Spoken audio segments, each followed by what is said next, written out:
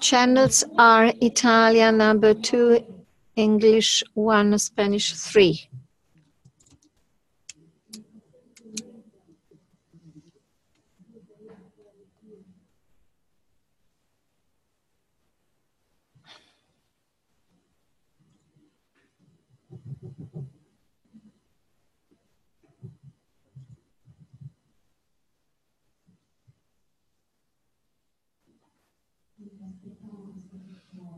While we are waiting for the last settings, some notice, we are very happy to welcome the Poland Sisters of Multimedia Library, Via del Mascherino.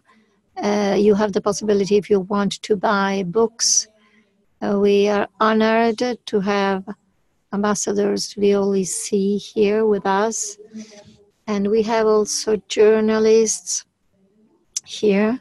We welcome them. This is not a press conference, but we would like to thank them for being here. We would like to give the floor to the sisters and to the sisters who would like to know what has happened at the Synod. Are we ready, Florence?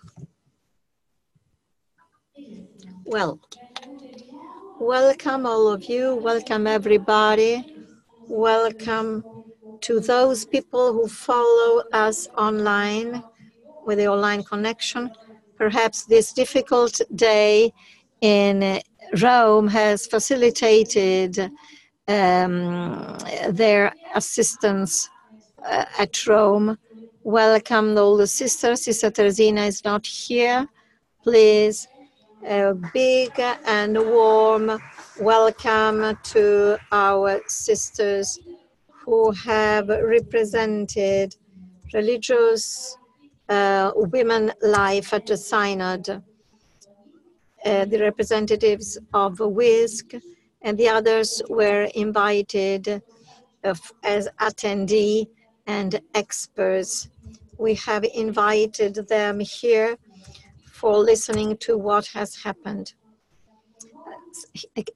You can see on screen those people who are connected with us. We'll also take pictures and record this meeting. So if you do not want to appear on the pictures or on the video, please don't tell it when I come close to you for the pictures. The document that was given to the Pope has already been read on the Synod site. 3 parts, 12 chapters, 167 paragraphs, 60 pages. Here it is, the document, the final document. And it is worth reading it.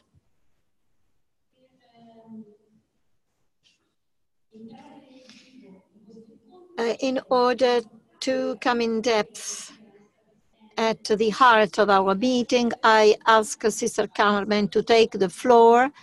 She took part to the Synod on Family. She knows very well the mechanism as well as the work, the hard work that is connected to the Synod. The floor is yours, Sister Carmen.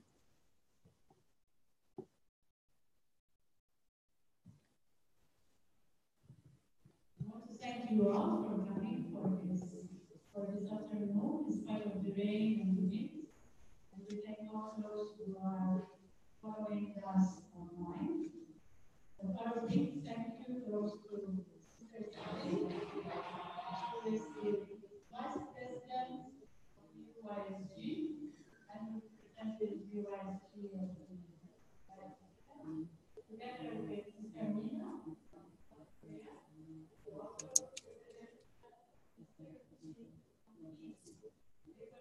Representatives of the UISG and the and actually there were 3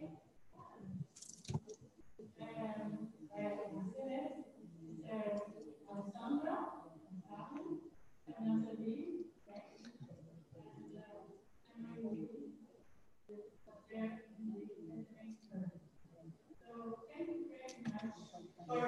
Hai spento il tuo microfono?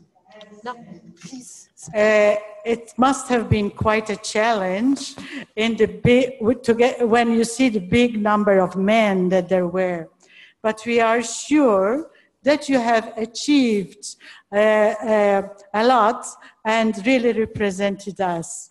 We are very proud of you. We are eager to hear what you lived, what you saw, what you heard, what you felt, what you said, and what this experience means to you now.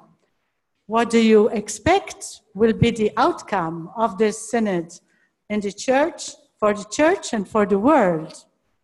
We are all ears, eager to hear you. So we thank you once again for being here for us. Thank you.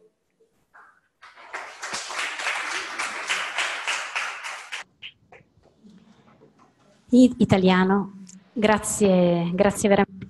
Thank you very much, Sister Carmen. We thought of a prayer for starting our meeting, as this was the symbol that was chosen in the document, the disciples to Emmaus. We know that this part of the gospel is quite long. We are not reading it. We just read a small part, the first paragraph. As we all know, this passage of the gospel. I'm going to read in Italian the first paragraph.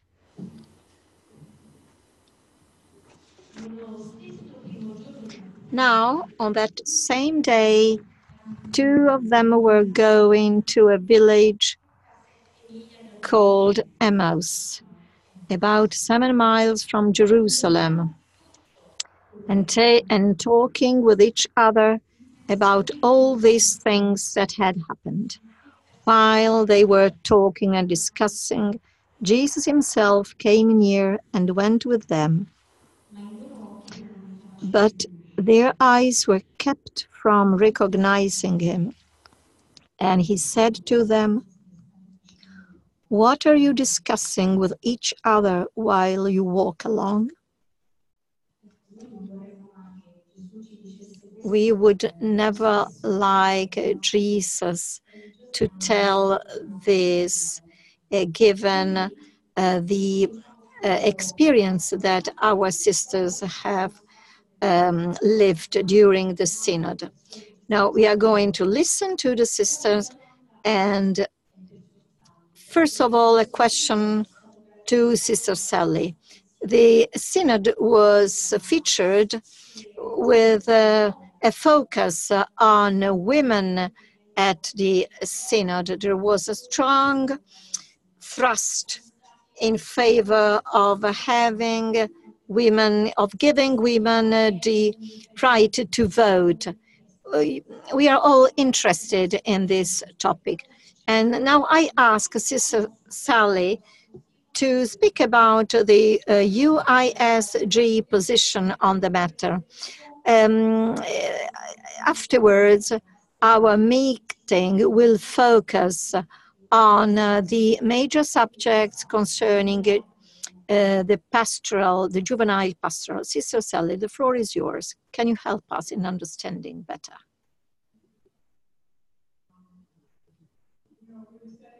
United States, this is like addressing the elephant in the room. Because, you know, every journalist asks us this question when they interview us about why are the 3 sisters from UISG not voting, but the 10 men, including 2 brothers from USG, are voting. So just a reminder, Union of Superiors General, that's USG, men religious. And as you know, UISG is the women religious. And as you know, 80% of the religious in the world are women, and 20% of the religious in the world are men. And so this is the second time that UISG is represented at a synod. Last time at the Family Synod, Sister Carmen was there. And it took UISG, our executive board, many meetings with many different people to try and get our representation at the Family Synod. feeling that the voices of women religious were necessary at that synod, since much of our ministry is geared to working with families. And in the end, we were given 3 seats at the synod. But it was because of our perseverance more than anything else. Now, they saw the value of Sister Carmen and our other 2 sisters who were there. And so this time, we did not have to pursue many different cardinals in order to be invited to this synod. But at this synod, we were given 3 places, and we were told who to bring. We were asked to bring the president or vice president of the executive board, a young sister from Kenya, and a young sister from Korea. The men at USG were given 10 slots, and they were to elect 10 men to attend the synod. They could choose where they were from and who they were, and they were allowed to include 2 brothers. They are all superiors general. All of the men are superiors general. And so they were given the right to vote, 10 votes. So there's a little difference there also as to how we are to arrive at the synod. So during the first or second week of the synod, the men from USG approached me and said, we'd like to gather and discuss about the presence of women here. We had wanted to gather just to talk about how the synod was going. So we did meet, and what we decided at the end was that we would come back and speak to our boards, to the executive board of USG and UISG, and we will draft a proposal that we will bring to Pope Francis. We will not go to the cardinals. We will bring it to Pope Francis directly.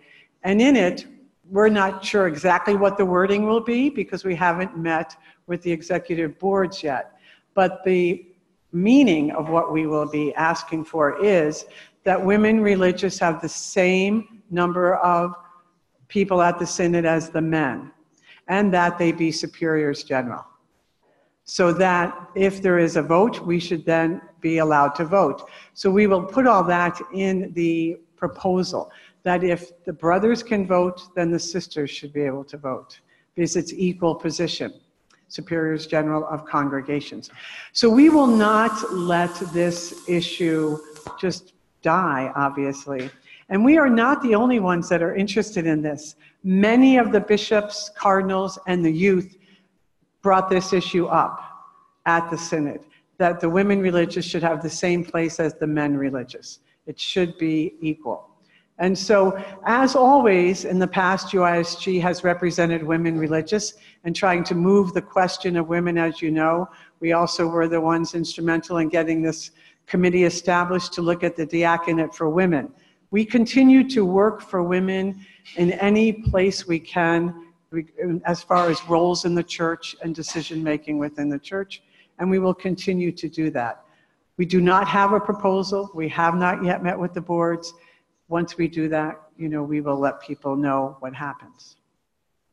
But we didn't want that to be the cover or the lens by which you were going to listen to us today. We wanted to get that question out of the way, since the synod is about the youth, and what our responsibility is now to live this synod as women religious throughout the world. Okay? Carmen, did you want to say anything? No? Okay.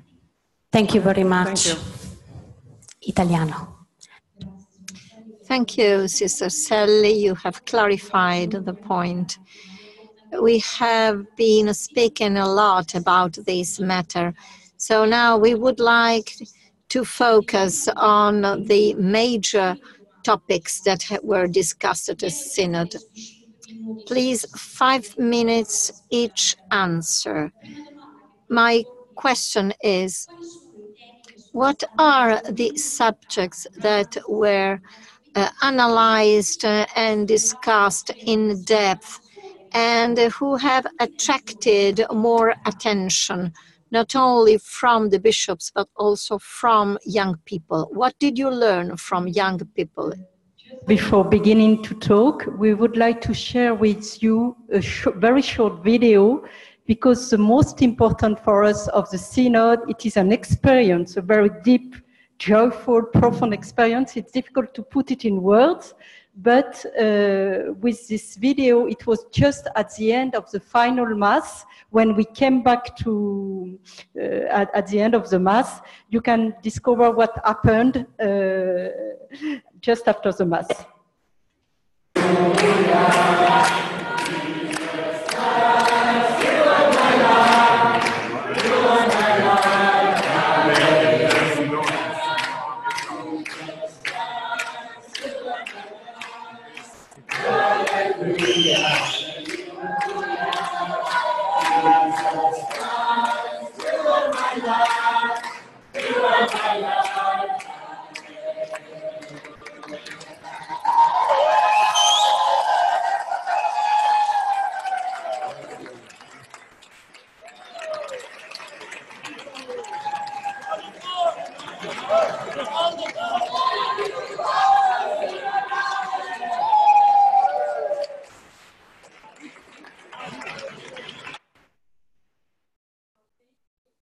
The image speaks. That's something of the spirit and the fire of the Synod we would like to share with you.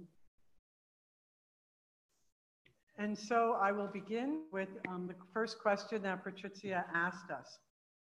And so the main issue of the Synod was to focus on the reality of the youth in our church and to offer the youth or young persons a chance to share their dreams and their questions, to share their search for how best to follow Jesus or how to encounter God in a real way within their own context. It was to establish space, to establish time for the cardinals, bishops, and all of our participants to listen to the reality of young persons, to understand better their context, and to listen as the young persons try to say to us and to name for us what Jesus is asking of them as young adults. It was a chance for us to walk with them a little bit of their path into the future by listening to their questions, by listening to their dreams. So the context for us in the Synod was to listen differently than we have ever listened before. I can be a little bit skeptical at times with our church that I love, but at times I can be a little bit skeptical. And so I went into the Synod wondering what it would be like to be with all of these men, these cardinals and bishops and priests, and certainly I was excited about being with all the youth. And I, in my naivete, perhaps, expected more youth than the number that were there. You know, as you know, there are about 34 or 35 youth and many other male people, you know, from the church. And so, because it's a Synod, and the Synod is a Synod of bishops. And so that's the purpose of the Synod. But I have to say, really from day one, I was so happily surprised to notice attentive listening. And that continued each day to improve, the attentive listening. And you heard comments from bishops and cardinals and the other participants, you know, the first few days about youth, about what changes might we need to make. And then as the weeks went on, you saw conversions happen. The same bishop or cardinal who was in one direction on a question was later in another direction on the question. He had been converted. So I will have to say that there was great conversion happening within the Synod for me, but I could see it in the room. I could see the Spirit moving in the room. So I was so excited about the openness of the bishops and cardinals in particular, but of all of us.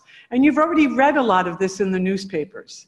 You know that some of the bishops apologized for not being attentive to the youth all these years, for the abuse situation in their countries, for ignoring the needs of the youth, whatever it might have been. So really, people came repentant. People came open. And you know, what more can we ask for? So that was a great experience of church for me.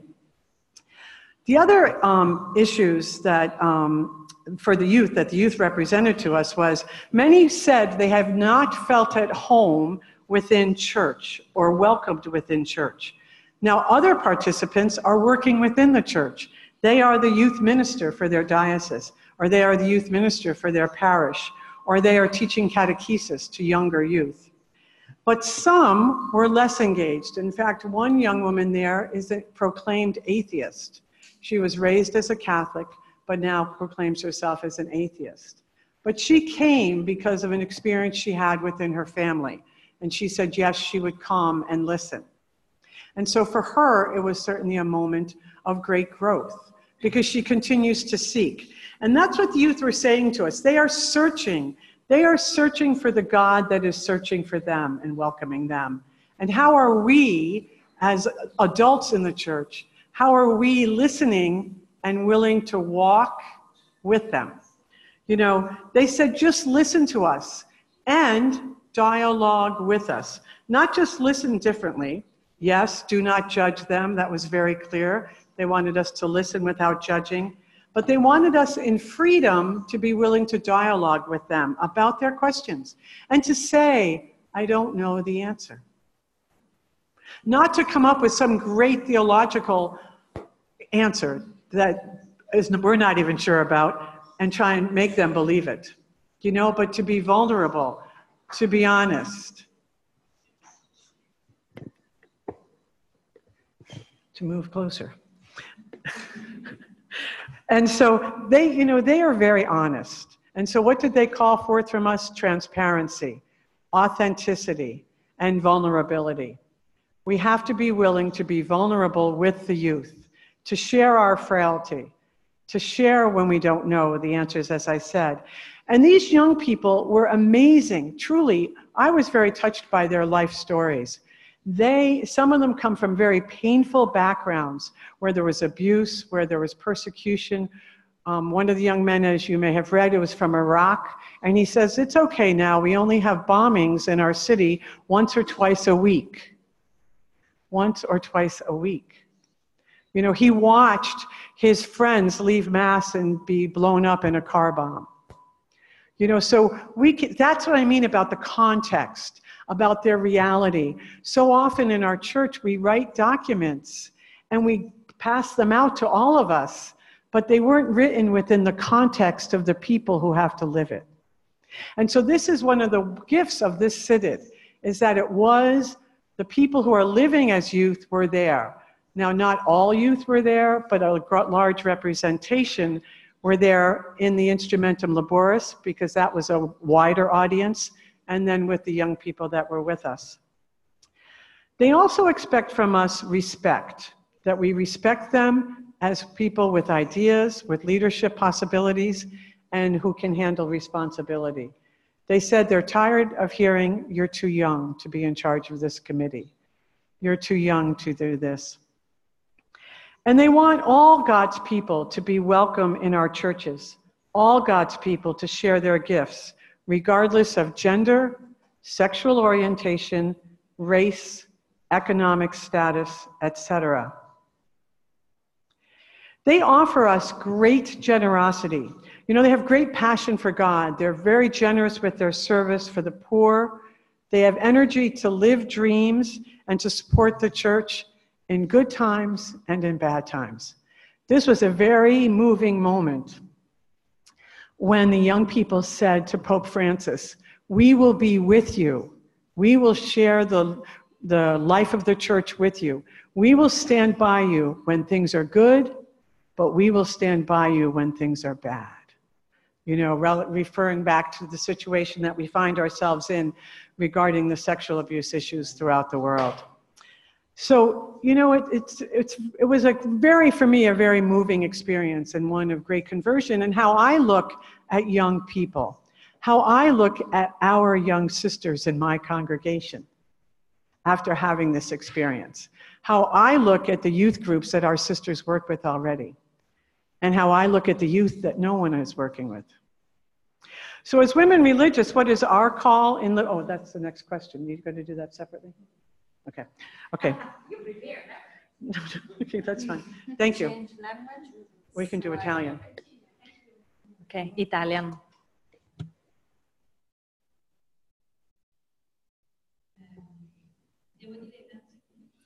I'd like to say, first of all, that I'm grateful to our Lord and to those who invited me to participate to the Synod, as this was a very important experience of listening, a listening that produced conversion. And I feel like the first one who needs to be converted and become closer to young people and a better daughter of the church.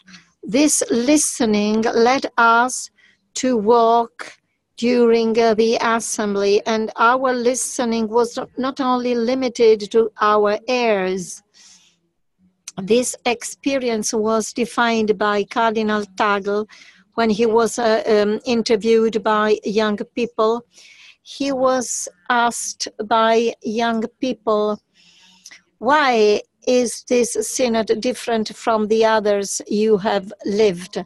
I've been living 7 synods, but this is the first synod that has not only involved my head, but all my body. No doubt this listening and this conversion were real because we were touched not only in our thoughts, in our mind, but as total persons, as people in our totality. My impression of the first synod day, the first day of discussion that was concluded with cardinals that were very emoted in speaking and listening to the problems that were told by young people. And this experience of emotion has been repeated during the working groups. I saw cardinals and bishops emoted as when they listened to the pains and the wounds that many young people have. And if the synod was a real thrust and a thrust to conversion, this was because we let ourselves be converted. And mostly young people have called us again to reality. Reality needs being enlightened and being, first of all, accepted. This was the path we have done with the young people. And the first fruit, the key through which we should read all the synod, is the issue of synodality. What does it mean? Number 119 of the document, you can read that young people helped us in changing the moment when they felt as first players in the process they were living.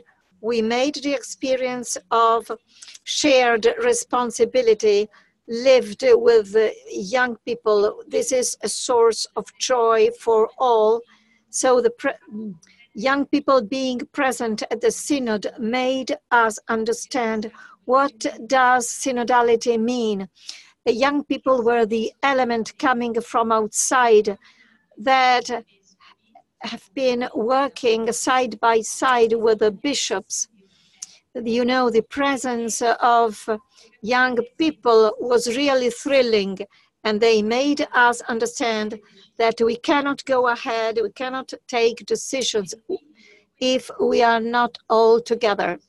In the documents, you felt the need for including the beginning of the third part. We put an emphasis on the synodal path. In paragraph 121, we clearly speak about the synodality of the church, mentioning that young people being present has made the church more alive. This is the key through which we should listen to vocation, to accompaniment, to listening, vocation in particular. the church has got a new way to understand herself through young people. And this is, in my eyes, the biggest fruit of the Holy Spirit that has emerged from this synod. I just recall the importance of accompaniment.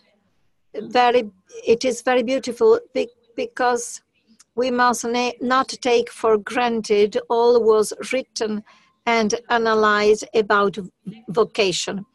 I read one point speaking about what we have been living during the synod. Vocation is neither a text already written that the person is supposed to present, neither it is something that we suddenly prepare. God calls us to freedom, to be friends, not to be slaves. About freedom too, I would like to remind some ideas. The relational perspective of freedom being a relation, such a perspective clarifies that true freedom can be felt only together with freedom and charity. Liberty is being ourselves in the heart of another person. This is the perspective through which we spoke about discernment and accompaniment, but the key issue of the synod is a deeper and a shared understanding of the synodal model of the church. Thank you.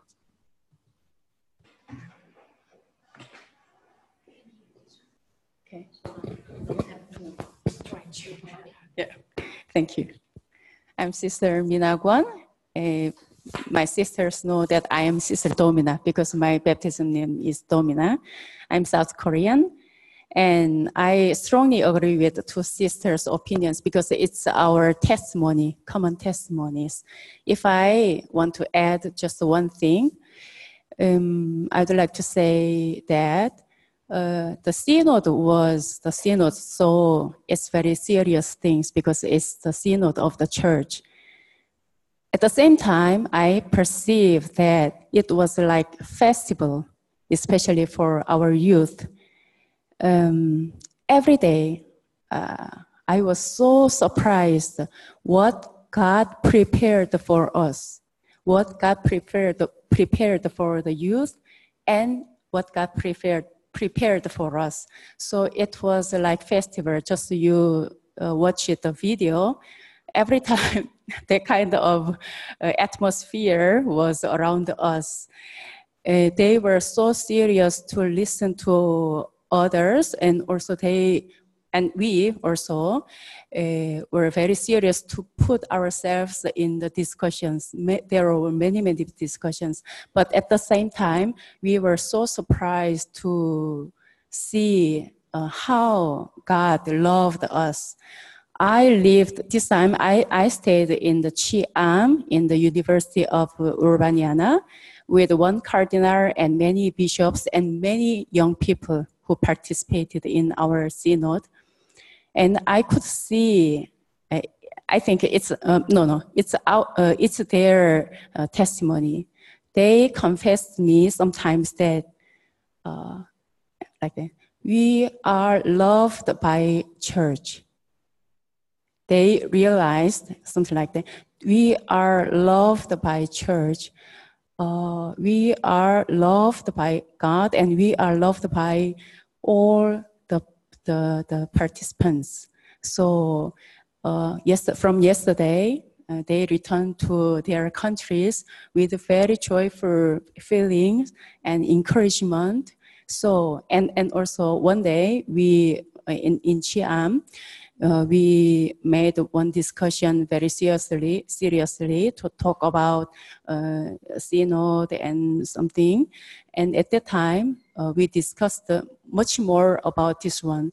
What are we going to do when we go back to our country? Not what are the bishops going to do? It's not like that. But what are we going to do after this synod in our places? So this time, I really could observe that they were very loved. And also I was very loved by them, their presence. And also we prayed hardly together, and we shared about the process of our synod. So it was kind of another festival for us. Thank you.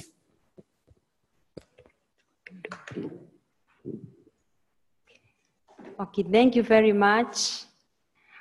Sister Lucy Mudhoni from Kenya. As my sisters have shared that the month of the synod lived together was a moment of grace. I also share the sentiments of my sister Alexandra when she says she's grateful. I really feel grateful for this moment, for the gift I have received by living this rich experience of the church.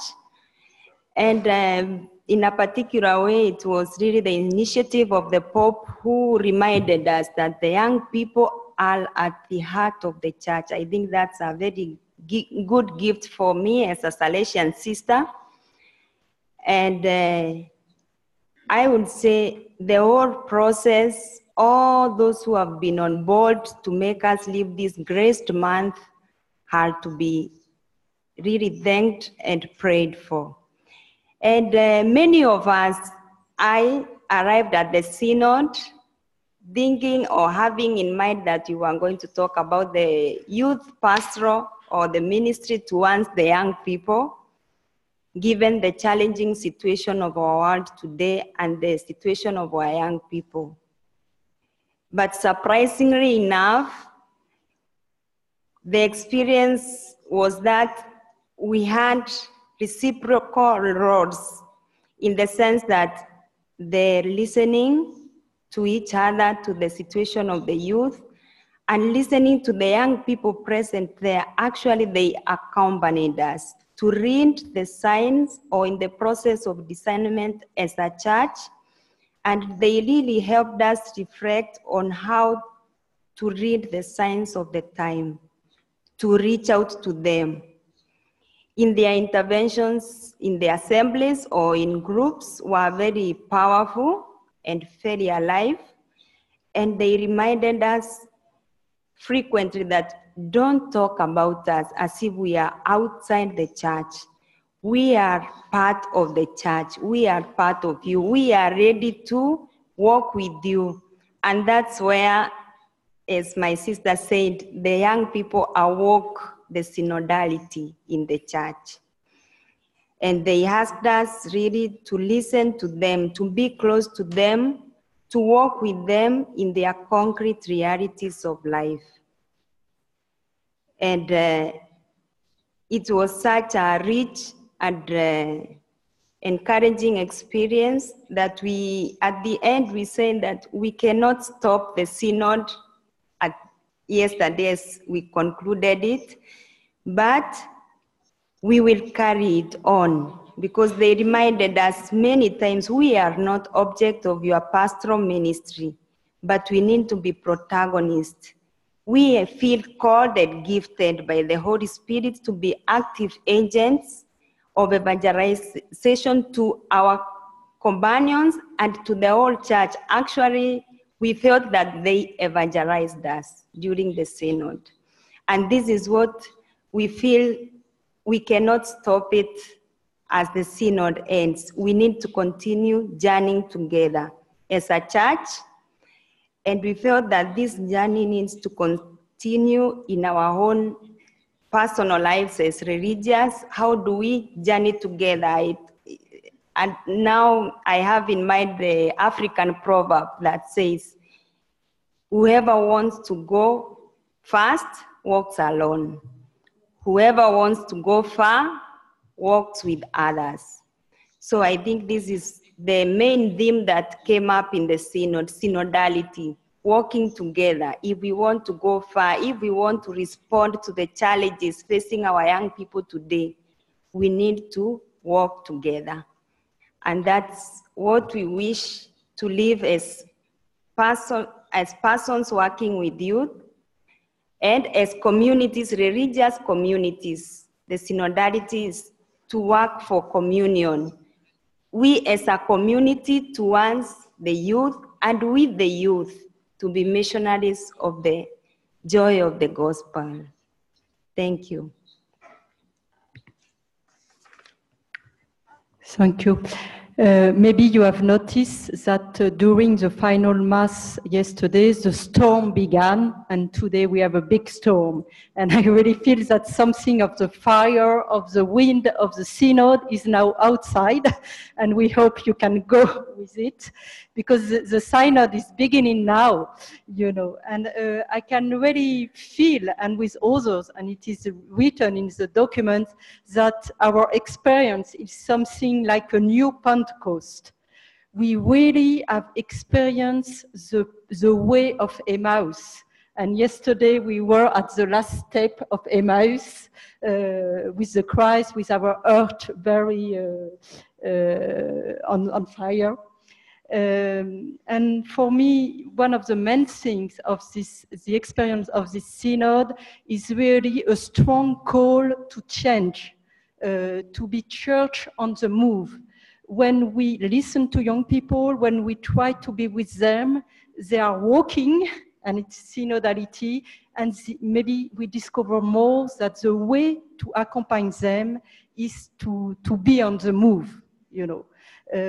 So what I receive is a strong call to change, to move for all the church, but also for religious life. We could speak about that after, not because we have to move, but because of the mission. And this synod was it was an experience of incarnation, hearing from so many topics and issues from all over the world. It was during 1 month, like a very intense international seminar, you know, hearing from all the concrete situations from so many countries. So what was very moving for me, as being involved in youth minister in France for so many years, and I just finished my term as responsible for youth and vocation pastoral care Bishop Conference, it was that the voices of the youth I have heard for so many years. The spirit of the pre-synod, where I was very gifted to be, these voices of the youth was in the voices of bishop, you know. So it's something very strong that we have experienced through the synod, that bishops and cardinals and the church will be more close to the youth and listen to them. That means a very humble church, recognizing, okay, yes, we also have some fragilities, some weakness, but it's also the life of the youth. And I will say that for me, the experience of the synod was a very, very strong and deep human experience, because the synod, okay, we are in this big aula, we have a lot of groups, we share to write a document, but the main experience is an experience of encounter. And I am very transformed and touched by so many encounters with my sisters here. We had a strong sisterhood, but also with so many bishops and cardinals. We had some kind of spiritual sharing, you know, listening to their difficulties, their joy, and also, and what is a very strong experience for us is that really in this synod, we have experienced a very good way to be men and women together, you know, with a spirit of very simple encounter, brotherhood and sisterhood. I would say brother sisterhood. I don't know. A very good collaboration, partnership. As women, we have felt that we were very active in the process. We were taken seriously. We were partners, you know, in the mission, because we have to develop that kind of relationships to be together for the mission, looking at those who have to receive the good news of the gospel. So I think that about the question of women in the church, this synod is a very great step. And you can read in the document, especially on number 13, about men and women, the way to speak about men and women. We have a vocation for being together in reciprocity, in a kind of, we have to, yet in a dialogue, in the alliance, do you say that? Alliance. Then you have a number 55 about women in the church. So many bishops and cardinals have asked that women should be more involved in decision-taking process in the church. So the question of women in this synod was not only and first a question from the women, but what was very strong for us, it was, we hear that from the voices of many bishops and cardinals. And many told us, thank you for being there, because they feel that it's fruitful, that we are together in this synodal way to work with a kind of, yes, with some confidence and just brotherhood and searching together to listen to the Holy Spirit. So the question of women is coming also through synodality and coming from the youth. So I think it's a very, yes, it's a very good process. And I really think that the church will go further now. You know, it's a long process. Sometimes we feel we have to be very patient, but through the youth, because with the youth now, they are both men and women, and for them, they need a church with a diversity, They want to be accompanied by men and women, by priests, religious, and lay people. So my conclusion is that, yes, I arrive at the synod with this sentence from Pope Francis: a synodal church is a listening church, and that's our experience. But I've discovered more that the synodal church is a church of encounters, and that the faith can be transmitted only through and by encounters. And a synodal church is a missionary church. And one of the fruit of the synod, it is the discovery of, the call for us today is a missionary synodality. And I think that religious life has a lot to do to be with the church in this synodal way.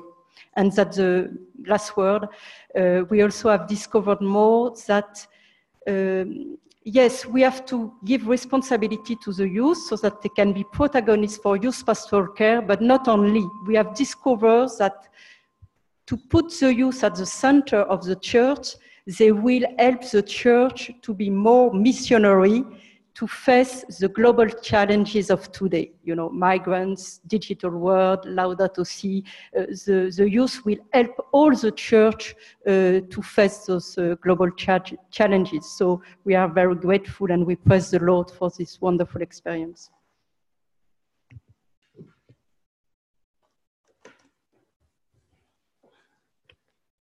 Soy María Luisa, voy a hablar en español.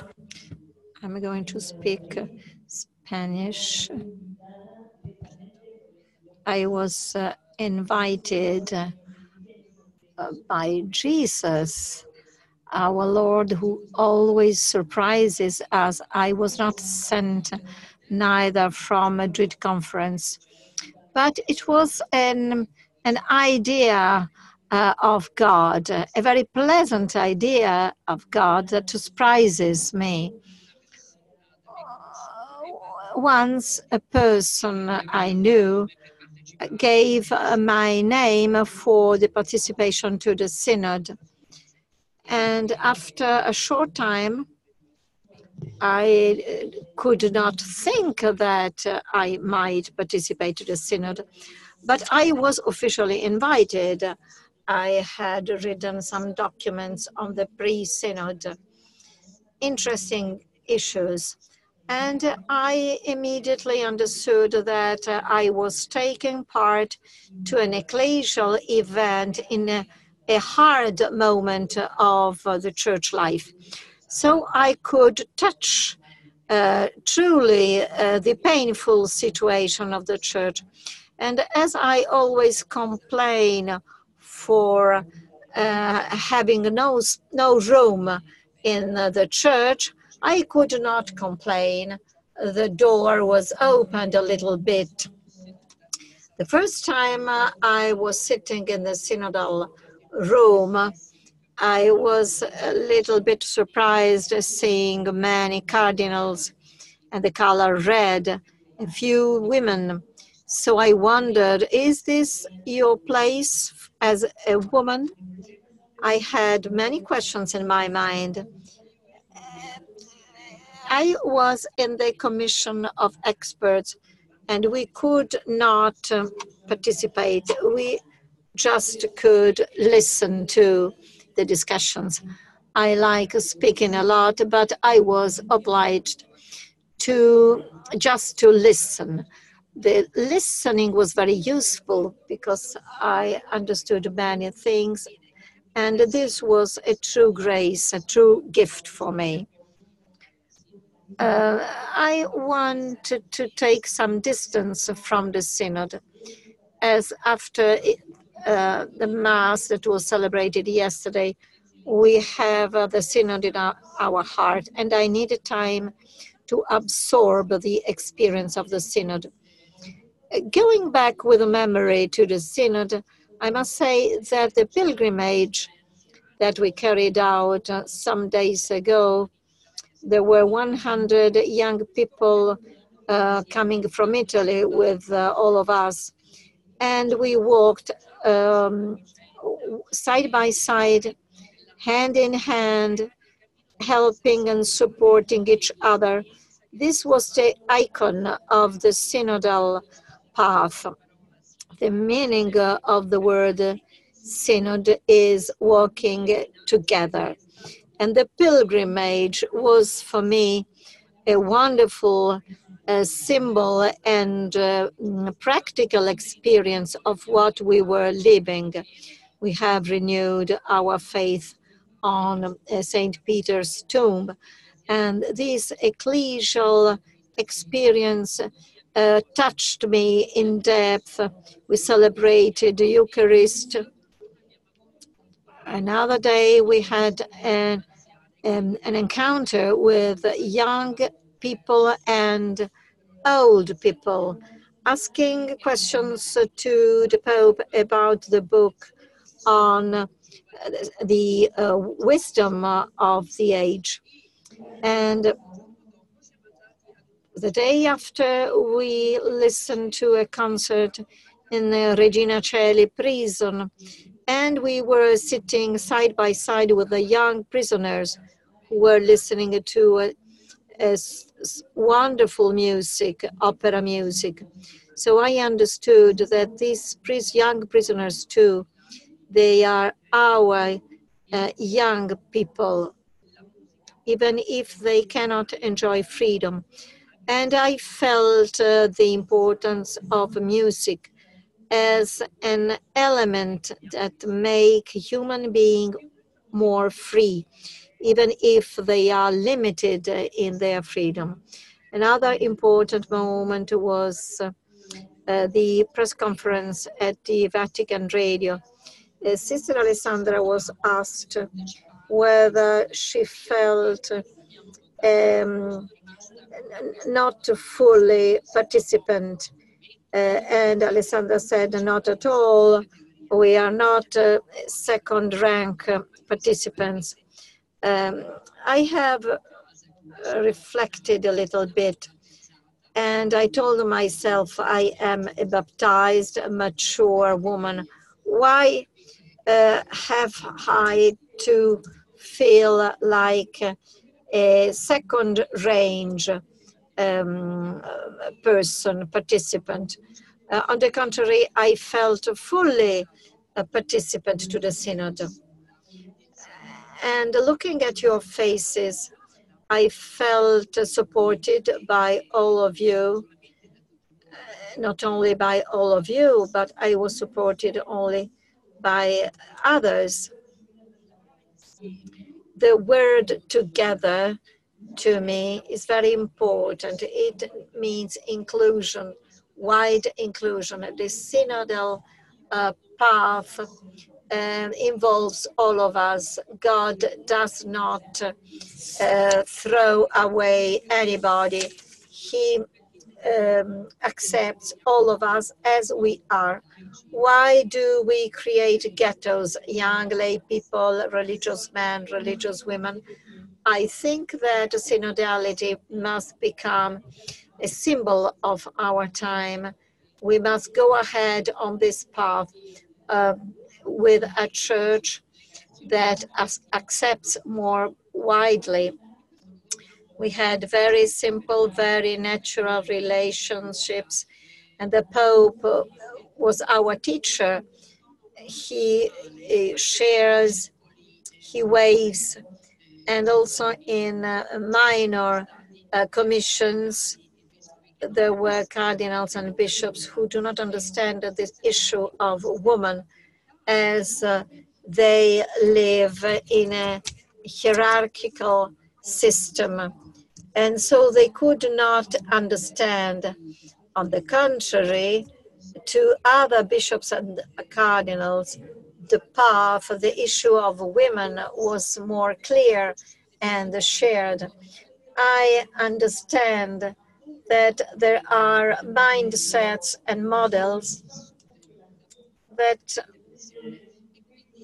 are lived by some people, and this affects them. I had the idea that they were the magnificent 7 women. Our experience was an experience of gratitude with the will of going ahead and the spirit of the Synod. Thank all of you, as truly the Synod seems to be a kairos, the good time.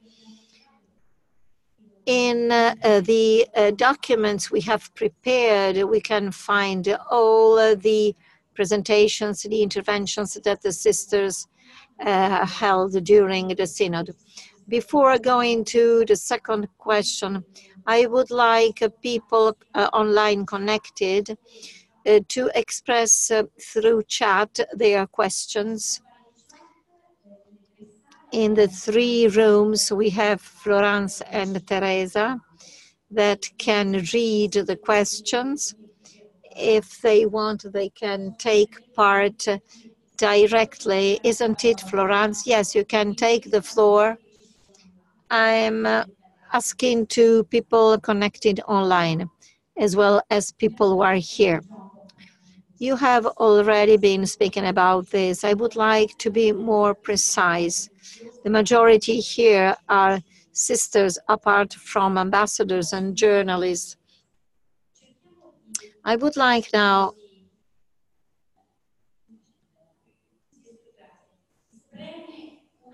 when we try to squeeze an orange, let's try to draw some guidelines that might help us in our work with young people.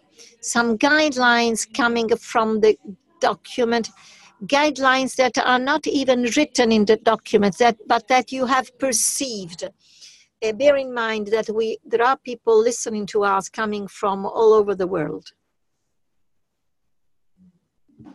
I think as women religious, as has been mentioned, first of all, we need to move forward in a spirit of gratitude. Gratitude that Pope Francis had this idea to have a synod on youth, and that he got a team together that was able to pull this off. It was not an easy meeting to prepare for, as they spent a lot of time gathering youth around the world and gathering information through online questionnaires and online participation at the pre-synod meeting in March. So it really is a huge job, and we're happy that Pope Francis was able to have this dream come true. After that, I think as women religious, we must place youth and their participation in being church with us on our agendas. This means that their needs and their dreams have to be part of the agendas of conferences of major women religious or major superiors. These youth and their needs and their dreams have to be part of our general council agendas for all of you who are on general councils. I say that it has to be done in a new way because already as a general superior, I know on our general council agenda, we have youth, we have our young sisters as agenda items when they request vows or when we talk about new ways to do formation, initial formation. But do we have on our agenda new ways to listen to the young women who are coming to us? You know, do we have on our agendas ways to work with dreams and to allow dreams to happen, whether they make it or not? You know, so I think we have to look at it in a new way. We also have to be the dangerous memory. What I mean by that is women and men religious exist in this world to share our charisms, but we exist to be the prophetic voice that moves the church forward. And so I think for women and men religious now, we need to be the dangerous memory of this synod and the spirit of what happened at this synod. That is our role, to continue to remind the church that this happened, that we have a document, that we have a spirit that was lived, and we have to live that spirit, to not let it just be wiped away when the next synod on the Amazon comes out. You know, we have to be the reminders, the dangerous memory. We also have to help our dioceses, you know, our parishes, to put the youth on their agenda, to have them part of the parish council, to have international youth councils, to have national youth councils, to have local, regional youth councils, and keep bringing that back up. We need to encourage our sisters to see new ways of being present to the youth. You know, I was speaking with Sister Pat Murray in the back, she's in the back of the room now, the other day, and we were talking about this and saying that in the Western part of the world, a lot of us are no longer in schools. And so we've lost contact with youth in many ways. And so are there new ways for us as sisters to be present to youth, to invite them in for prayer? The youth really like a little bit of silence, some Taizé prayer, some very active music in prayer. You know, they complain that the liturgies are boring. Well, for a lot of adults, the liturgies are boring also. So, you know, we want something that will keep the Spirit of God alive, not push the Spirit of God down. So we need to help our sisters see what are the ways that they can be present to youth, just to listen, to be a heart that is listening, to be the voice of wisdom, to be a presence that welcomes. We can all do that, no matter how old we are. You know, we need to open our convents a little bit more. We also have the experience, which was spoken about at the Synod, and many of you already do this perhaps, of volunteer years or volunteer months, where you invite the youth to come and live with you and to have an experience of volunteering with the poor or in your ministry, but a volunteer year that includes prayer and community life. So they can talk about their questions, they can talk about their dreams.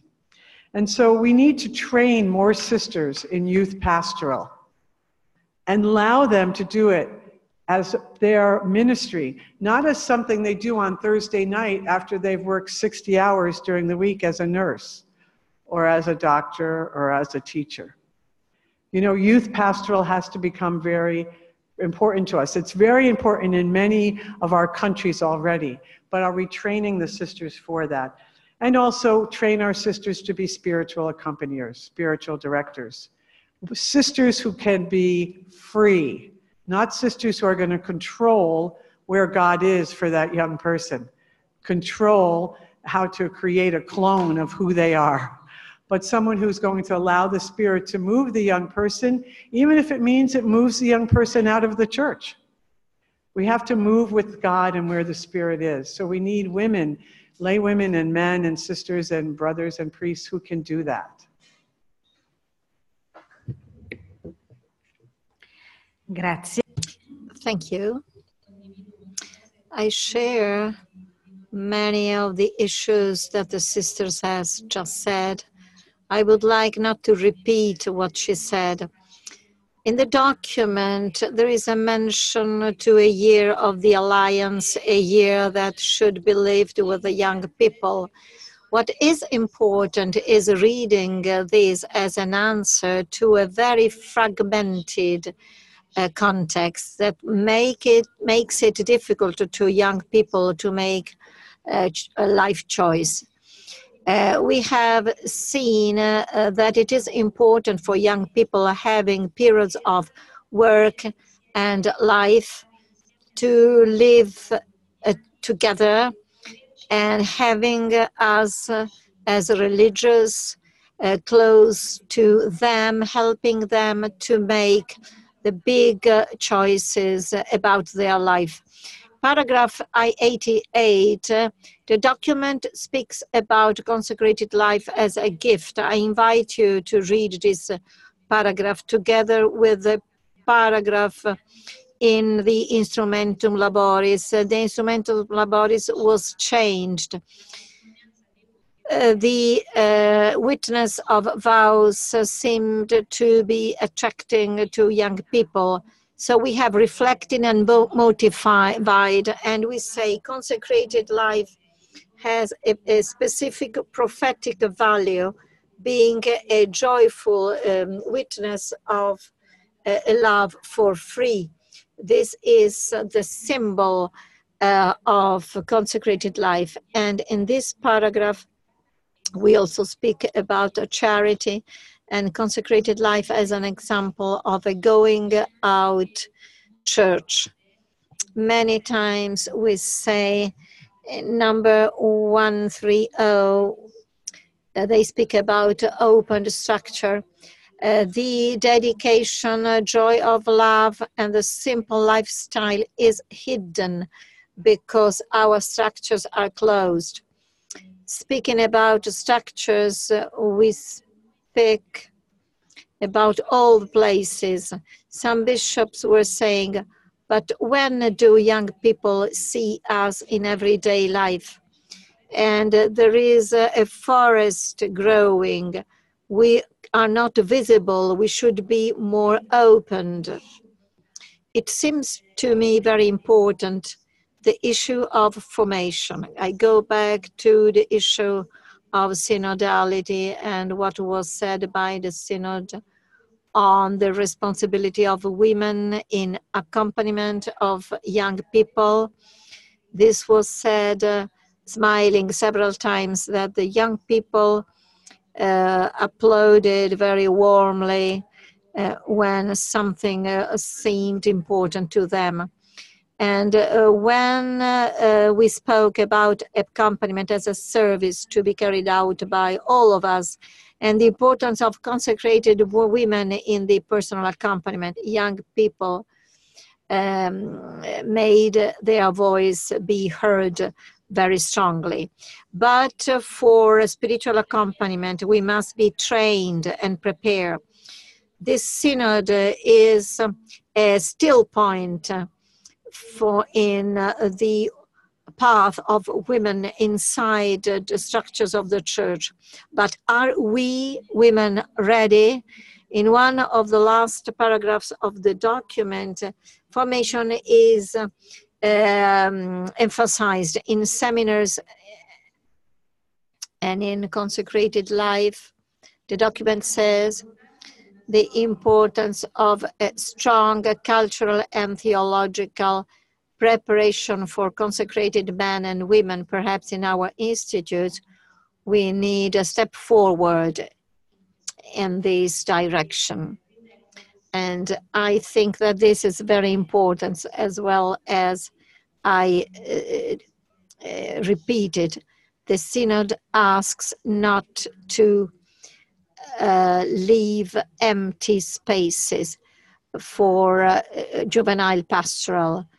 We should offer our best strength to young people, but in order to accompany young people, we should be trained and prepared. So the importance of formation, thanks to pontifical universities, Catholic universities that can offer a service of formation. Lastly, we are also asked for transparency in the management of goods, money, and economic life, as young people feel at ease where there is transparency at all levels.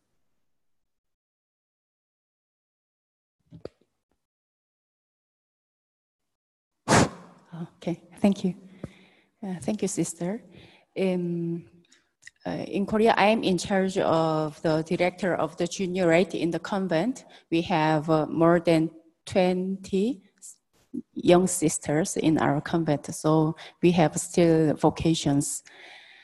And also at the same time, I am working in the counseling center in School of Medicine in the Catholic University of Daegu. So you can imagine that at the same time, I meet two different groups. One, maybe I don't want to say that they are ordinary young people, but they might say that they are ordinary people because they are not priests, they are not religious sisters, but they are just students.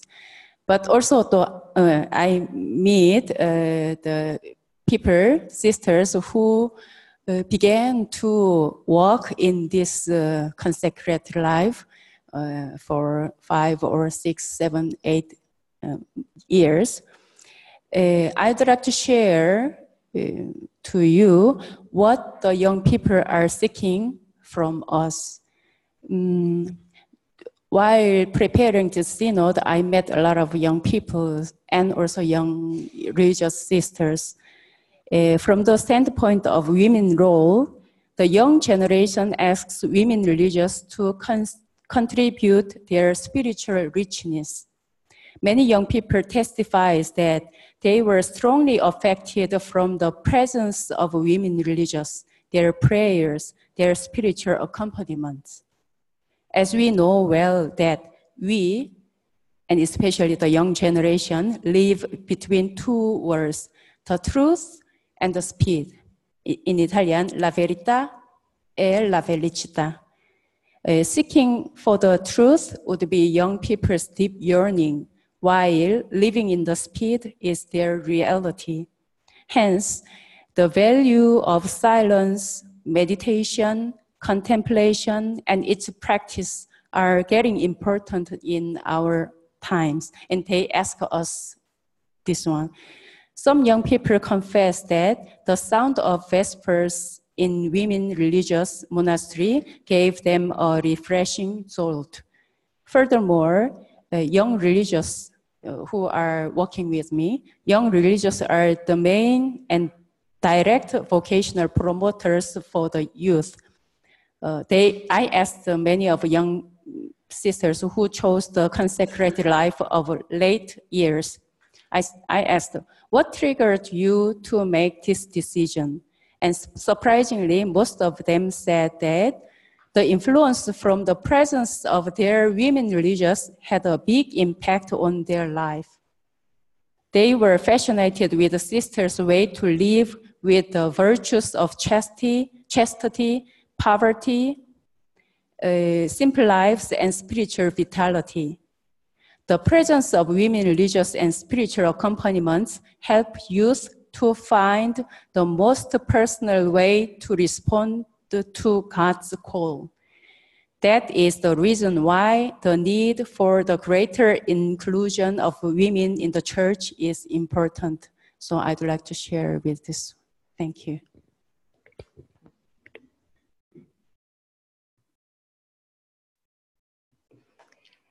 Another theme very dear to the church was on immigration. And it's a challenge in our today's world. We've had so many issues surrounding the issue of migration. And it's actually a structural reality of our world today. There's lots of movement of people within countries, within continents, and without countries and without continents. And the concern of the church is really for those who flee from situations of poverty, war, violence, or exploitation for many reasons. And these are the vulnerable people who are exposed to exploitation in the hands of traffickers. And we know that we as religious are present on the side of the victims of human trafficking, and we need to reinforce the network in terms of prevention. I think this one calls for all of us in our presences, especially those present from countries where these immigrants are coming from, to work with the vulnerable or to be able to be present in the context and grasp the signs of vulnerability in families, because the family pastoral cannot be separated from the youth pastoral. So in terms of prevention, what can we do? How can we partner with the welcoming countries who welcome the immigrants or other organizations who work in view of prevention of this phenomenon? Then maybe as a prophetic role of the consecrated life, we find that we have international communities. I think in countries who welcome, there's a big challenge also for us as prophets to show to the welcoming countries that it's possible to welcome, to integrate, to protect, and to promote by our way of living in our international communities.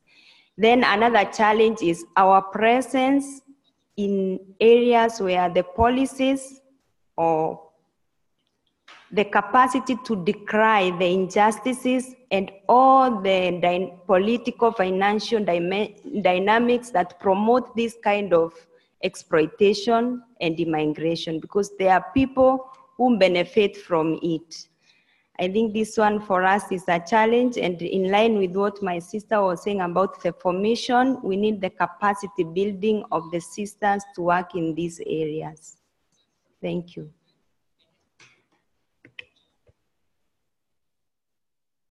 Thank you. I will go back to what I have said in the first part, that through the Synod we have experienced a strong call for the Church to change, to go on, to move, discerning the Holy Spirit and the sign of the time.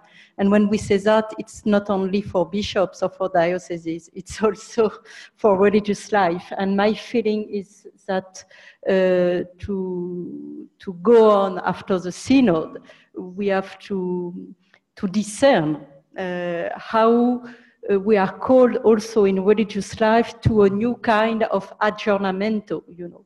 This Synod was really in the strong spirit of Vatican II. I feel that we are in a new step of the reception of Vatican II. And so how the religious life is also at the front line. Because we really feel, especially when we hear the youth, and from my experience, I hear in France, but not only in France, that nowadays God is still calling young women to consecrated life. But there are many, many women, young women, it's very difficult for them. They don't know where to go. sometimes they meet some kind of religious life, but they don't feel they can enter it that way. So I really feel that the Holy Spirit is calling also new vocations in new ways. And nowadays, the problem is not, well, we can accompany the youth, but one of the strongest issue is for our congregations, for religious life, how to really discern those new ways, new paths. What do we have to change? And it's not so easy. We have to collaborate, to help together, because there are so many young women now who are trying to discern their vocation, and they don't know where to go, how to. So for me, it's a main topic. A second thing, Sister Alessandra talked about that. If we are now in this more synodal church with a strong call to collaboration, you will see in the document in many places they emphasize the need to work in teams with priests, sisters, lay people, men and women. So how we religious are we also trained for teamwork? And how can we go in different places in the church to work with others? I think it's a main issue. And the last point will be also when you read number 148, so about women in synodal church, then the next paragraph is about sexuality. You know, when you hear young people, of course, you have to understand the new way for them today, the question of the body, affectivity, sexuality, it's a strong part of their life. And they live in a world with many different kind of experience, many different way to live that. We also are in a time with the question of sexual abuses. So how we are also prepared to listen to all those questions and experience from young people. And for that, we need, as consecrated religious, to be prepared to deal with that. And it's our own path and our own story and our own conversion to give spaces and to give listening to young people about those questions, because there is strong need when you accompany young people. That's the first topic in spiritual accompaniment. And to develop what Sister Lese say, prevention, because nowadays it's not only inside the church, but when you look at statistics, so many women, so many young men have been abused. So how can we also be in the front line to face this very strong issue for today in our society?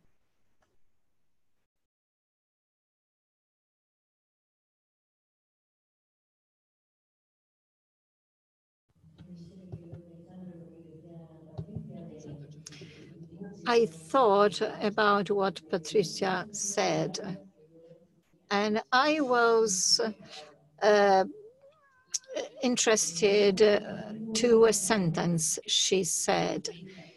Being connected on the net is compulsory.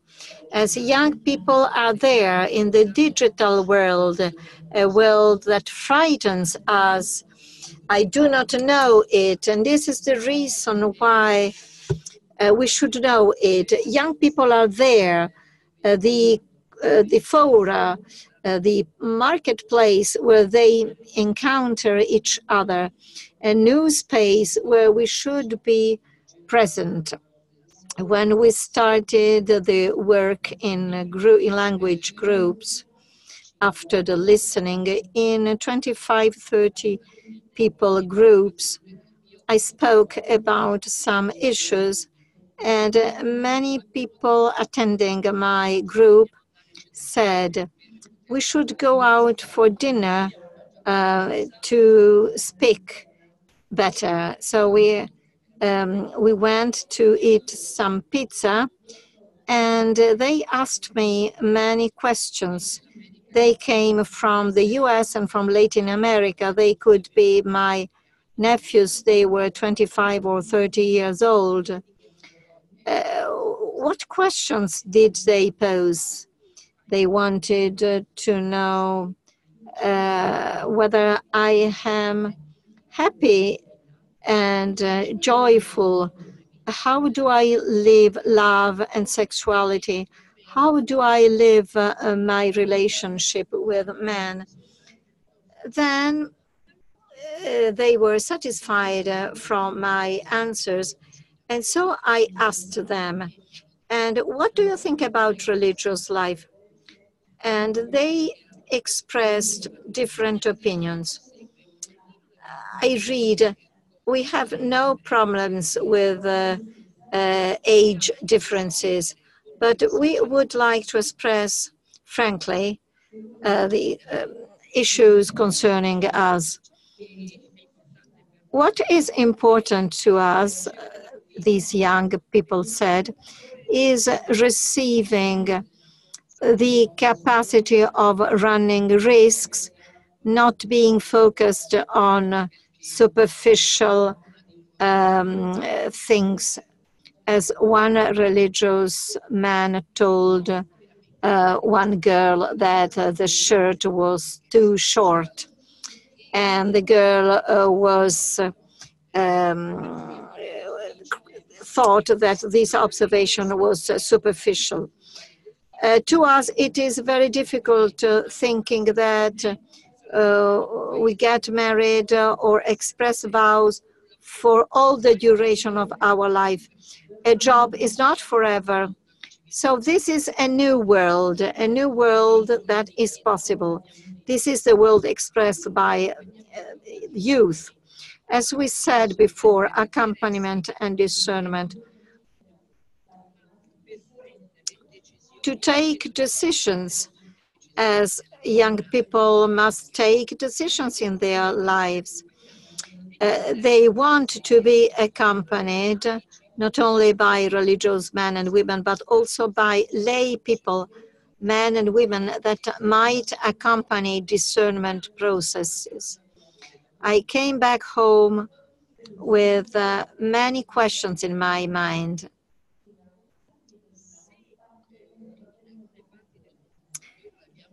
In some parts of the world, we have not vocations. I don't think that this is negative.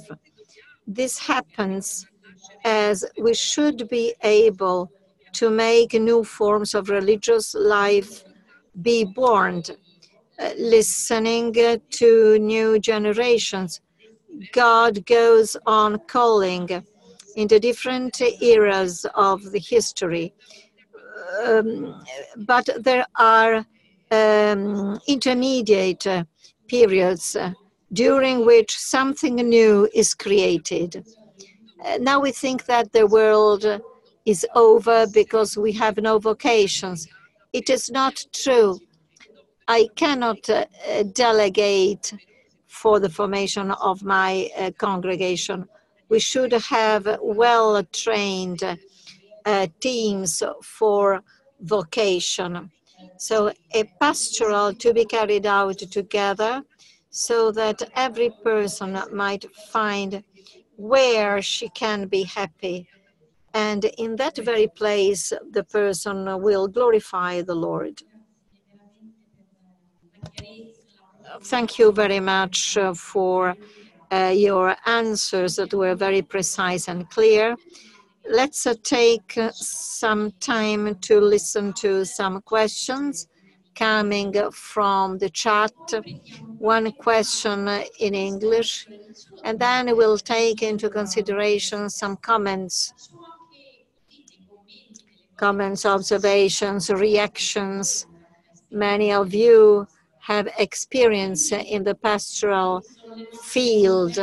Here are our sisters following us. There are communities that have joined together to take part to our meeting. This is very beautiful. Here you can see the 3 rooms, Spanish, English, and Italian. Prepare your questions. Sister Path. From the English people who are online. Phyllis Sagano asks, can you describe any discussion about women deacons? Was there any understanding of the separate orders of deacon and priest? And I'm going to follow that with another question from Deborah Rose Milovac, who asks, how do you feel about the fact that youth at the pre-synod wanted to use LGBT as a term, but it was overridden? So what did you hope would be included in the final document that wasn't included? In other words, had you any disappointments about the final document? Thank you, Sister Pat. Abbiamo qualche domanda? Have we questions? In Spanish or in Italian? Perfect, that's it. So very freely. Is there anybody here who would like to express his view and making questions? So feel free. Please introduce yourself and saying which language you are going to speak. My question has to do with the fact that there was a lot of solicitation of input, as there was the online questionnaire requesting information specifically from young people. Is there any, or was there any discussion about how to keep that conversation going with the young people after the synod?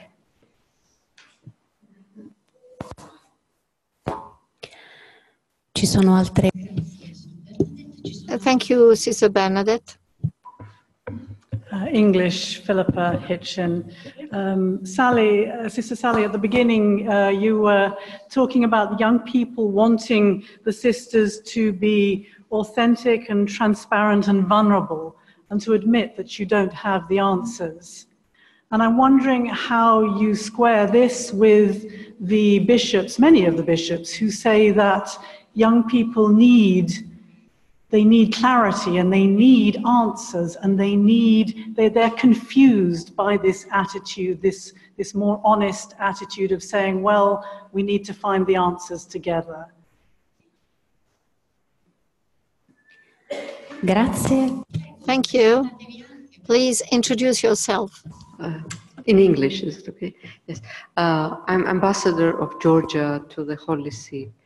My question is about synodality.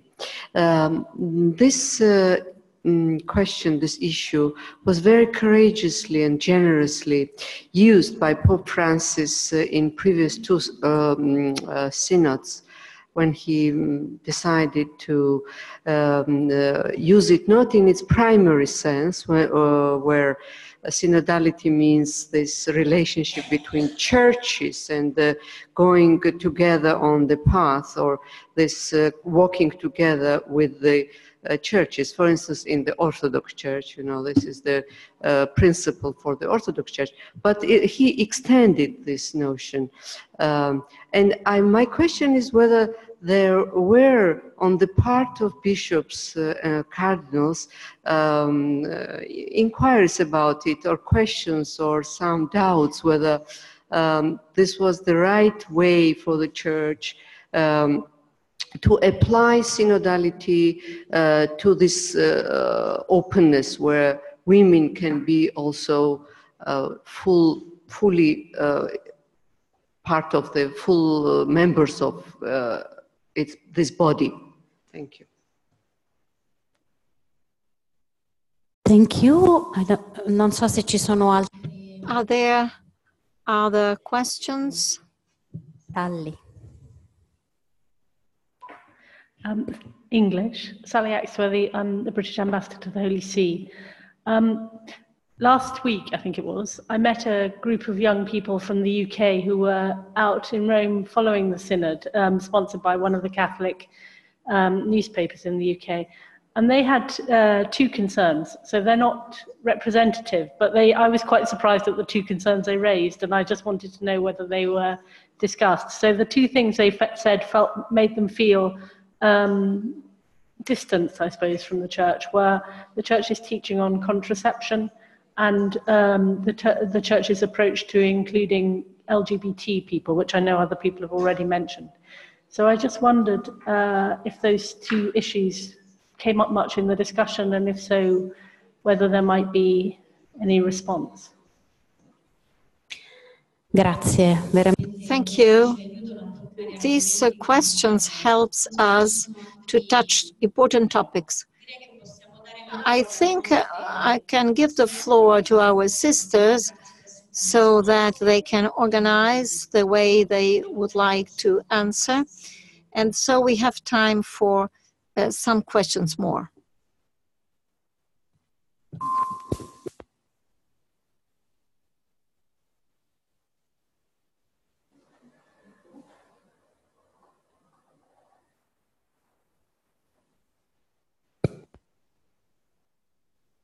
So I start, comincio.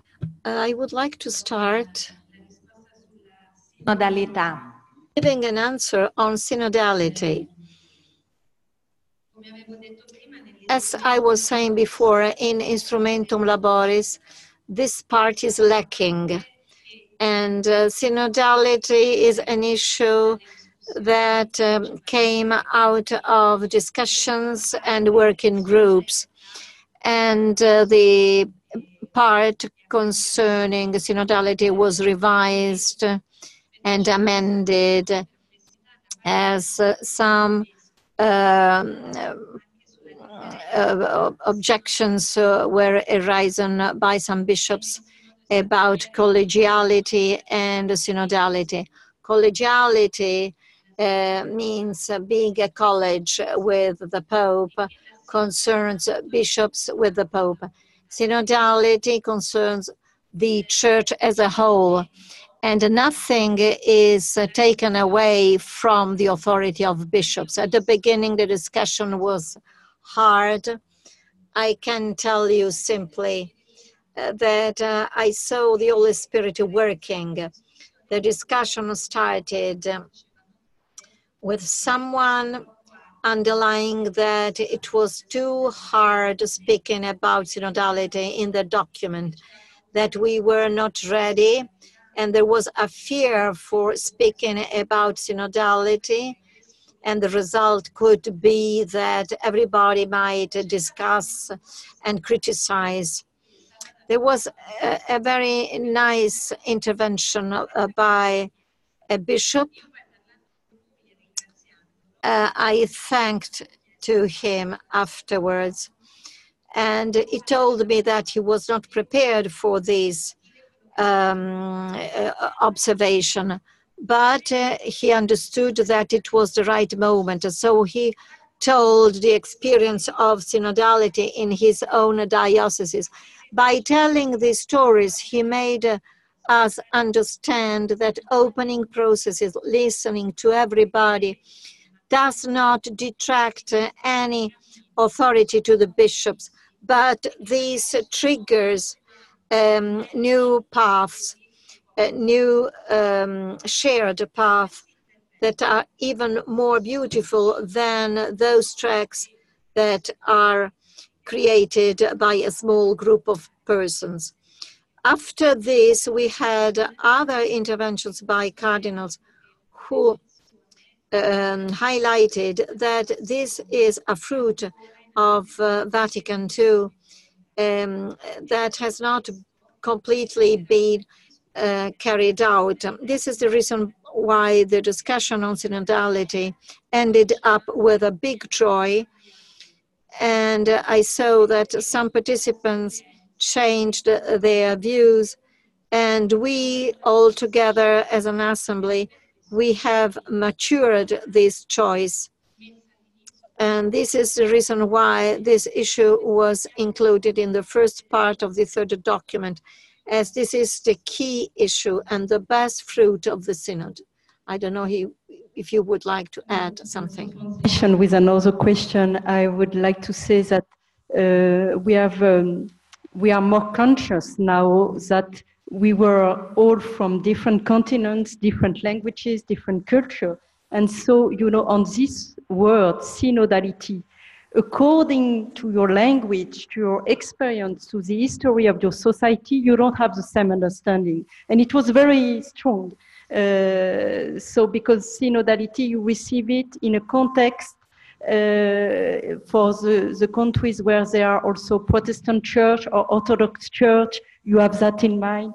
So, and it's the same also about the question of sexuality and especially homosexuality and LGBT. You know, LGBT is a strong topic, especially in the United States, and we can understand many things from this context.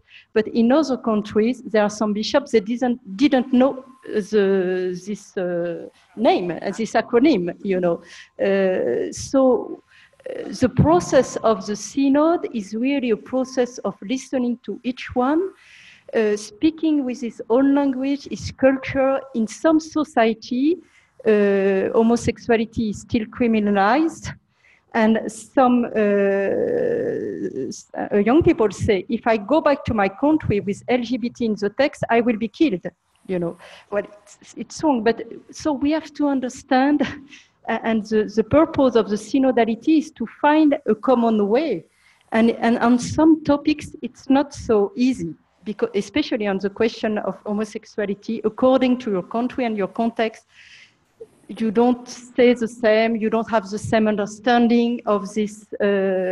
So we have also to acknowledge that, you know, that, and finally, eventually in the final text, they managed to express things that could be accepted and understood by all the synodal fathers.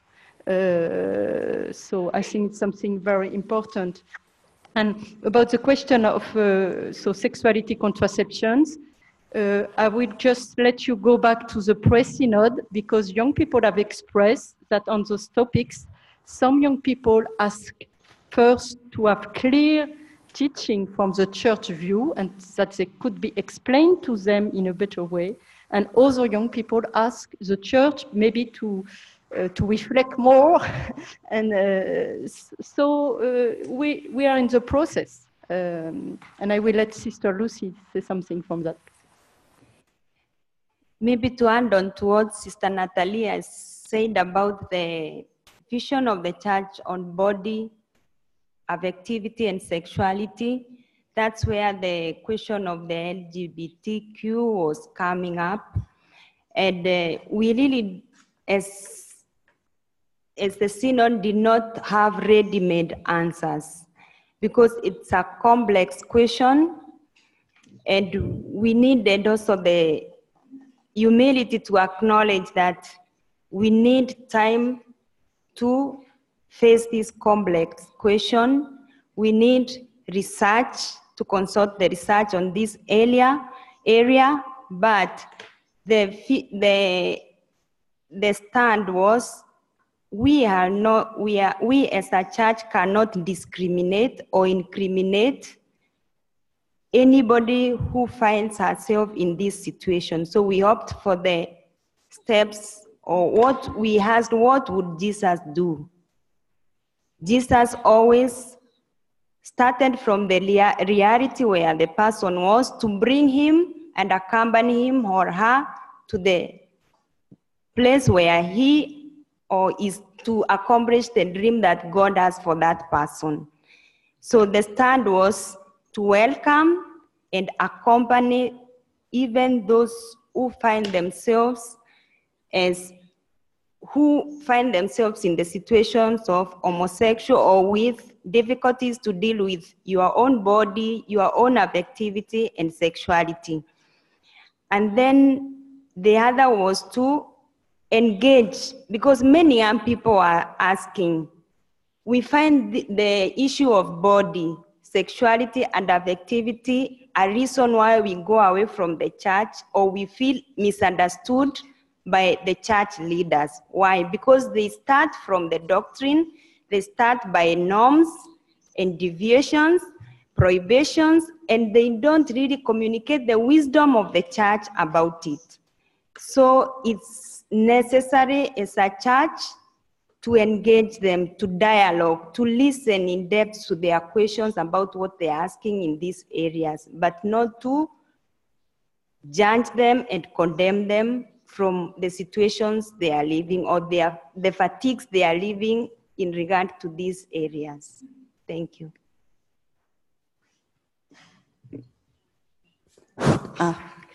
I'd like to share about the question number 3, about who maybe asked us the disappointment from the final document. I don't want to say that it's my disappointment, but I feel a bit lack of something. On 5th October in the Synod Hall, I presented my intervention on the topic of the reality of women religious in the field of youth ministry. And while presenting my the text, I used the word clericalism. And after that, I could hear from some bishops or even the cardinals and sisters the word clericalism. And so I expected that there might be, some more, specific things about to overcome this kind of things in our church. But I have to make sure, I think it's just once or twice it was mentioned in the final document. As long as I know, the clericalism is the attitude of superiority, a sense of entitlement or authoritarianism. So Holy Father also often mentioned about this one, clericalism, saying that clerics feel they are superior, and they feel this when they are far from the people. So it's really against the way of Jesus' teaching, and it needs to be overcome before it is too late. So it was my opinion, and I shared this one, and especially in Korean church, I could see this kind of a strong culture in our church, and also where I could perceive where it came from, because it's most of things are from our tradition, outdated tradition. So I shared my opinion with some journalists before. So I expected this one, but there were just 1 or 2 paragraphs in our final document. On the other hand, I would like to share another things, because the document is document, and it's not all. You could see that it's just 160, paragraphs. Thank you. The Synod was not only in the Synod hall. We discussed a lot of things out of the documents. We discussed a lot of things in the Synod hall and in the corridor, and even I said in our Chiam, where I stayed, in the table for the meal and on the sofas. We shared a lot of things during this Synod. So the document is not just all, I think. And what I perceived from this Synod was just hope from the church, and also from the bishops and cardinals and sisters and who took part in our Synod, because I felt very free to discuss about this topic. Tomorrow I will go back to Korea, and the situation might be a bit different from this Europe. Yeah, it's true. And I feel really the strong responsibility to work on this part when I go back to Korea. Even I will be in danger. Yeah, it's true. But here, I could just spontaneously to share with this topic with anybody. Even though he was a cardinal or bishops or young people, and they also encouraged me to see a bit more about these situations. So yes, I wasn't disappointed from the final document, but I felt a bit lack of this the concrete things about the clericalism. And also, at the same time, I would like to say that we had plenty of conversations on this clericalism. Thank you. And I will address the pieces of the other questions that were not addressed. And I'll continue from where Mina just left off. The question was how to keep this conversation going after the synod. And what was spoken about in the synod hall and in the small groups was that when the bishops and cardinals and youth get back to their archdiocese, diocese, countries, that it is up to them to keep this conversation going. Some of the suggestions are to have a synod of the people on the issue of the synod of the youth, to actually gather different participants to discuss the synod of youth and where the diocese will go with that. That was one of the suggestions. Other suggestions were to start a new youth council, which would not just be youth, but would be elders in the church, and have them look at the youth synod and how to implement it in their diocese. And so some said they have to discuss it at the bishops' conference that are coming up in the next 10 months to talk about how they will implement it in their diocese. We encouraged any bishops or cardinals we spoke to invite youth to the bishops' conference when they could, to discuss how to implement it, to follow the same model. And so, yes, that's how it will continue. Also, there was the suggestion that there be an international pontifical council on youth, or that it be put in with greater stress where it is now with the Congregation for Family and Society, and supposed to include youth, that new dicastery. And so that's how the conversation is to go. As Pope Francis said to us, we have to live the Spirit, regardless of the words. And I agree with Mina on that.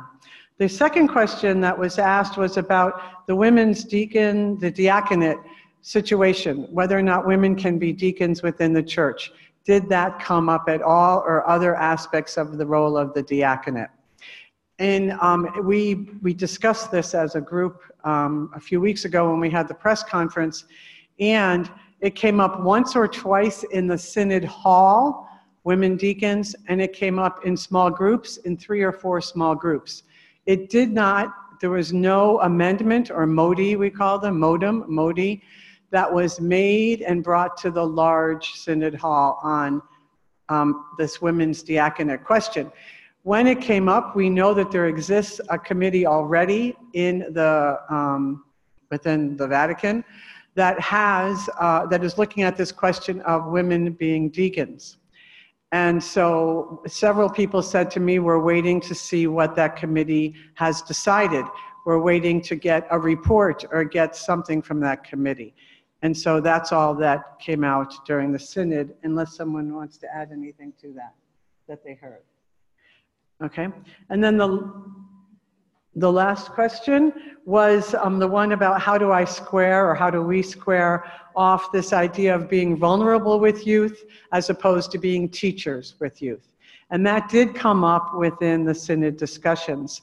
And really, when we say, and it wasn't just with sisters, to be, as sisters, we be vulnerable with them, but that all of the church, the bishops, the cardinals, the priests, be vulnerable before them, meaning that we walk with them equally, so to speak, on the journey. We're there listening to them, and they can listen to us and our struggles. But that, yes, we would, in fact, clarify any question relative to the church's teachings, relative to the breadth of the church, perhaps, relative to the concerns of the church, but that it not be that everything is not dogma, that we do not come from that spirit of dogmatic theology, so to speak. We're not erasing dogmatic theology, but it's not the way we approach youth. They're saying to us, come and teach us about Jesus, the man Jesus was, before you teach us the rules of the church. It's very relational. And in relationships, as we know, we can teach a lot about principles and values and dogma. But it's not that we are handing them the marble stone with the 10 Commandments on it, but that we are showing them the face of Jesus and asking them to be with him. I will just add that the answer of this question is the model, the paradigm of the disciple of Emmaus. You know, that is the red line of all the documents, just being like Jesus with the disciple of Emmaus, listening to them, then teaching them. But we have to take all the road. And the key word from this synod is, I really think, reciprocity. The church has a lot to receive from the youth, but the youth are also waiting for many things from the church, and we have also to give a lot to the youth in this reciprocity. It's something of the mystery of the Holy Trinity, to receive and to give. Okay, I would like to add on to what Sister Sally and Sister Natalie have said on the link between fragility and holiness. I think the context of accompanying youth, touching the aspect of fragility as human being, was the context in which this was discussed. And it was about youth are asking for credible and trustworthy adults who are vulnerable in the sense that they don't have questions to everything. They are not perfect. They are walking on the path to holiness. And if a young people know that I have an adult walking with me who is not perfect, but exploring her own questions of faith as a dynamic process, we are journeying together. So we can enrich each other, we can experience our own fragilities, but not compromise our faith. Thank you.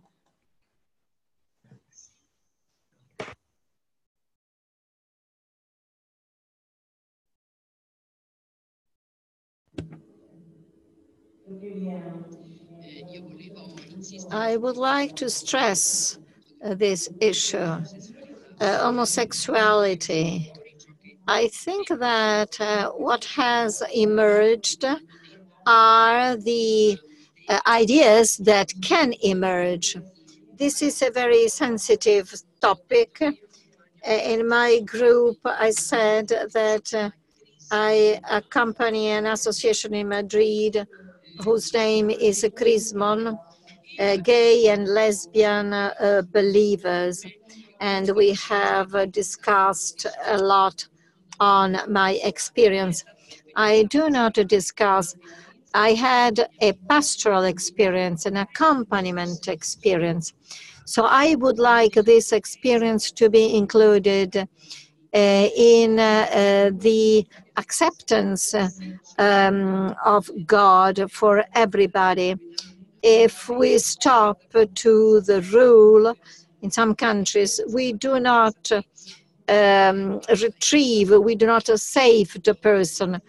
We can retrieve the person by putting the person in touch with God. It's not me who retrieved the person, but I am a tool for the salvation by God. There are many groups in the church, and we have to give assistance to divorced people, people who have a second marriage. We cannot refuse to accompany people being in a certain condition. There are Christian groups working with the pastoral support. This is our intention, not to exclude, not to throw away, not to make people that can be condemned by the Lord run risks. Thank you. E alle nostre sorelle, veramente penso che siete state molto generose in questo tempo perché non avete mai fatto mancare la vostra voce anche con noi, quindi vi ringraziamo profondamente e vi ringrazio anche a nome di tutte le persone che stanno scrivendo in chat ringraziando il vostro contributo. E penso che possiamo veramente fare un applauso a tutte loro per il lavoro che hanno fatto. Credo che saranno esauste. Out. I think they are exhausted, but the experience for UISG was very fruitful as they have been working a lot.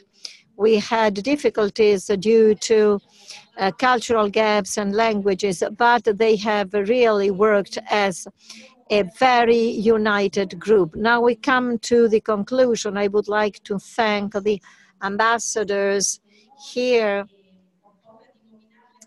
I don't want to forget Australia, Peru. There are the ambassadors as well as representatives of other embassies, Philippines, Georgia, and United Kingdom. I hope I have not forgot the Philippines. The Philippines, yes, I mentioned the Philippines. I would like to thank you for being here, for being so close to the work of the sisters. We appreciate a lot. Before concluding, some notice. First of all, two important events next week. One is connected to the issue of the youth, a webinar in English and Spanish on the 31st on social media and youth. You find it on the site.